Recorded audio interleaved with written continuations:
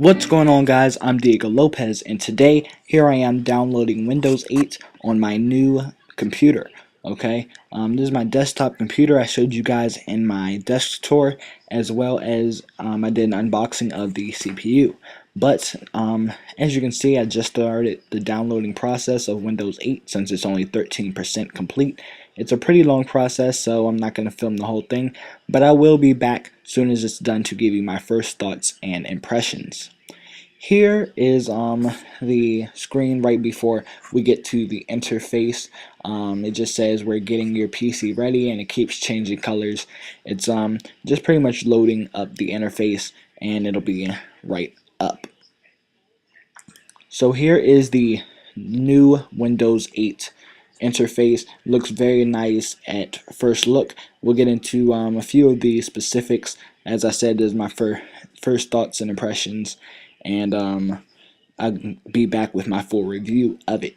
But right here, we have some mail, Internet Explorer, calendar, maps, people, messaging, weather, and then we have this little desktop thing right here, which takes you back to the Windows 7 desktop, and we'll get into that later. We also have Bing, travel, and some stuff over here, sticky notes, magnifier, Microsoft Office. You can add other apps onto the Windows 8 interface and go from there, and you can also move them all around to your liking so that they are placed how you want them to be placed.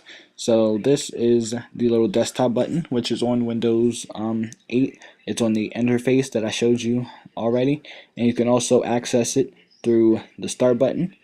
If you hit the start button on the keypad, sorry about the lighting down here, but if you hit the start button on your keypad, it'll take you from Windows 8 to Windows 7 and back from Windows 7 to Windows 8. I'm calling it Windows 7 just because it's the actual, it is how Windows 7 looked.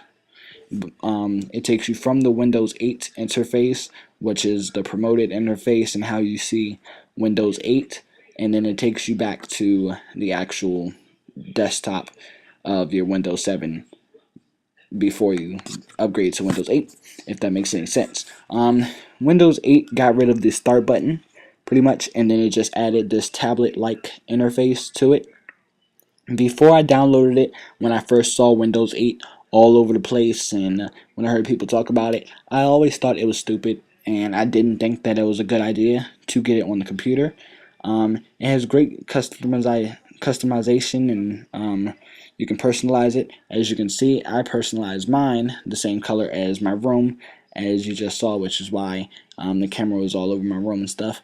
But as I was saying, I didn't think it was a good idea to put this on a desktop, to have a desktop interface like this. But now that it's actually on my desktop, and I'm actually using it for myself. I never got to use it before. I just saw it first looks and stuff, but now that it's actually on my own desktop, and just learning about it, it looks very nice, and I'm glad I updated it. It was it's a great update. So if you can afford it, then you should definitely update.